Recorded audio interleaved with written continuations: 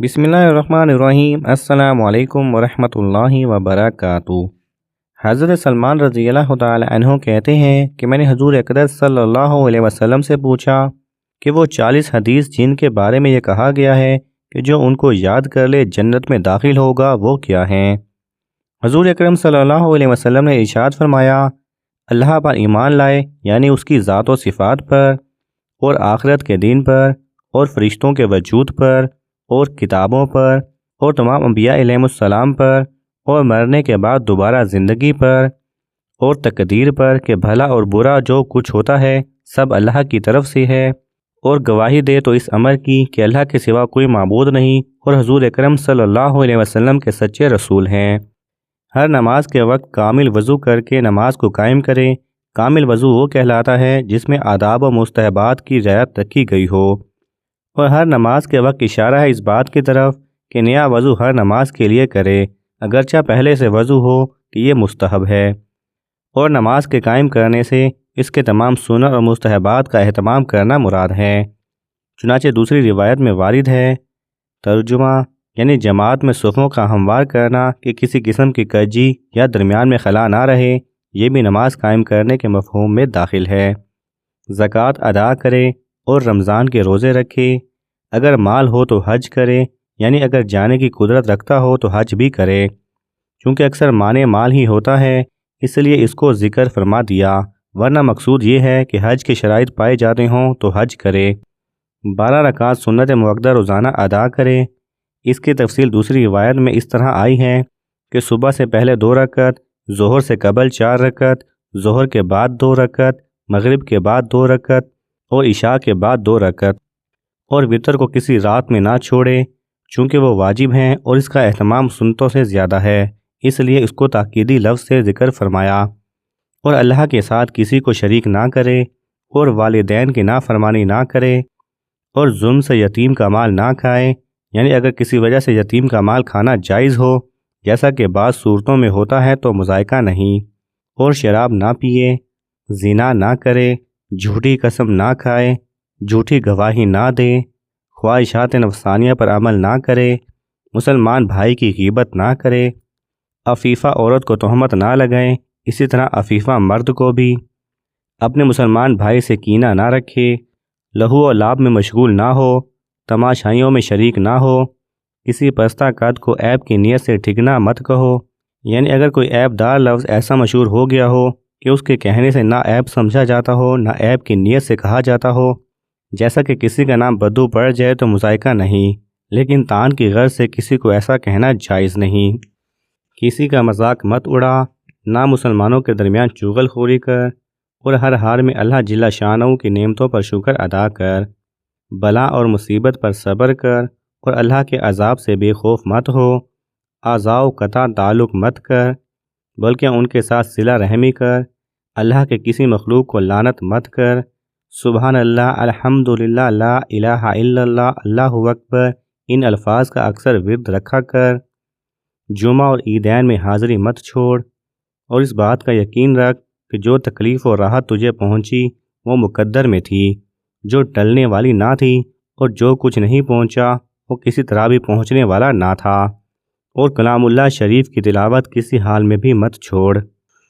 سلمان رضی اللہ تعالی عنہ کہتے ہیں، میں نے حضور اکرم صلی اللہ علیہ وسلم سے پوچھا کہ جو شخص اس کو یاد کر لے اس کو کیا اجر ملے گا؟ حضور صلی اللہ علیہ وسلم نے ارشاد فرمایا کہ حق سبحانہ و تقدس اس کا انبیاء و علماء کے ساتھ حشر فرما دیں گے، اور یہاں یاد کرنے سے مطلب ہے عمل بھی کرنا۔ اگر حدیث نبی صلی اللہ علیہ وسلم کو قرآن کریم سے الگ کر دیا جائے تو صرف قرآن مجید سے ضابطۂ حیات کی تکمیل نہیں ہو پاتی، اور کوئی شخص صرف قرآن کی روشنی میں نظام زندگی مرتب نہیں کر سکے گا۔ وہ لوگ جو اپنی مرضی سے قرآن کریم کی تشریح کرنا چاہتے ہیں وہ احادیث سے انکاری ہیں۔ قرآن کریم ایک اصولی کتاب ہے، اس کا کام اصول و کلیات بیان کرنا ہے، اور اس کی جزیات ہمیں ترجمان القرآن رسول کریم صلی اللہ علیہ وسلم کی احادیث سے ملتی ہیں۔ اگر قرآن مجید ہی کو دین کی توضیح و تشریح کا کفیل گردانا جاتا تو رسول کریم صلی اللہ علیہ وسلم کی تشریف آوری کی چندہ ضرورت نہ تھی۔ سنت رسول صلی اللہ علیہ وسلم کو سامنے رکھے بغیر نہ تو قرآن کو اور نہ ہی اسلام کو سمجھا جا سکتا ہے۔ قرآن مجید اقیم الصلاۃ نماز ادا کرنے کا حکم دیتا ہے اور پانچوں نمازوں کے اوقات، عدد، رکعات، قیرت و تسبیحات اور دیگر امور کی تفصیلات حدیث رسول صلی اللہ علیہ وسلم پر چھوڑ دیتا ہے۔ زکوٰۃ کے سلسلے میں آتوا الزکوٰۃ فرماتا ہے، حج کو فرض ٹھہرا کر صرف للہ علی الناس حج البیت کی صدا دیتا ہے۔ ان سب فرائض و مناسک کی ادائیگی کا طریقہ ہمیں رسول اللہ صلی اللہ علیہ وسلم نے بتایا۔ کھانے کے بارے میں حکم ربانی ہے، تم پر حرام کیا گیا مردار، خون، سور کا گوشت اور جانور جو اللہ کے سوا کسی اور نام پر ذبح کیا گیا ہو۔ ذبح کیسے کرنا ہے، اونٹ کو نہر کیسے کرنا ہے، کتا، بلی، شیر، چیتا نہیں کھانا، اللہ کا نام کب لینا ہے، کیسے لینا ہے، مچھلی پر ذبح کے وقت اللہ کا نام کیوں نہیں لینا، یہ سب باتیں ہمیں احادیث نبی صلی اللہ علیہ وسلم سے ملتی ہیں۔ اللہ تعالیٰ قرآن مجید میں فرماتے ہیں، ہم نے آپ پر قرآن نازل کیا تاکہ اسے لوگوں کے لیے واضح کریں۔ دوسری جگہ ارشاد ہے، ہم نے تمہاری طرف ایک رسول بھیجا تم ہی میں سے کہ پڑھتا ہے تم پر ہماری آیتیں اور پاک کرتا ہے تم کو اور سکھاتا ہے کتاب اور حکمت کی باتیں جو تم نہیں جانتے۔ فرمان الہی میں حکمت کا یہ لفظ کیا ہے؟ یہ تعلیم رسول کریم صلی اللہ علیہ وسلم ہے جو قرآن کے علاوہ ہے۔ یہ سنت نبوی صلی اللہ علیہ وسلم ہے جس کی تعلیم آپ صلی اللہ علیہ وسلم نے صحابہ کرام کو دی اور خود عمل کر کے دکھایا۔ اللہ کا پیغام اس کے بندوں تک بہت سے پیغمبروں نے پہنچایا، مگر بدبخت انسان اس کو نیست و نابود کرتا رہا۔ صحف آدم و شیش و نوح تو بہت دور کی بات ہے، صحف ابراہیم بھی جن کا قرآن میں ذکر ہے اب کہاں ہیں۔ جزیرہ نماء عرب کے لوگوں نے یہاں پڑھنے لکھنے کا رواج بالکل نہیں تھا۔ رسول کریم صلی اللہ علیہ وسلم نے 7 ہجری میں مشرقی عرب علاقہ الاحساء میں ایک تبلیغی خط بھیجا۔ سارے علاقے میں کوئی اسے پڑھنے والا نہ ملا۔ بہت تلاش جستجو کے بعد ایک بچہ ملا جس نے یہ خط پڑھ کر سنایا۔ یہ کتنا ولولہ انگیز امر ہے کہ رسول کریم صلی اللہ علیہ وسلم کی طرف سے جو پہلی وحی نازل ہوئی وہ لکھنے کی تعریف اور پڑھنے کے حکم پر تھی اور جس کی آپ نے عمر بھر تعمیل کروائی۔ رسول کریم صلی اللہ علیہ وسلم وقتاً فوقتاً نازل ہونے والی آیتوں اور صورتوں کے لکھوانے کا فوراً بندوبست کرتے۔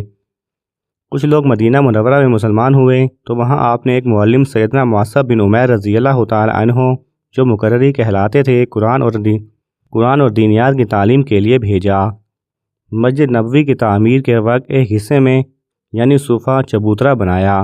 یہ اولین اقامتی اسلامی جامع تھی۔ رات کو طلبہ وہاں پر سوتے۔ اساتذہ مامور کیے گئے جو دن کو انہیں لکھنے پڑھنے اور مسائل دین وغیرہ کی تعلیم دیتے۔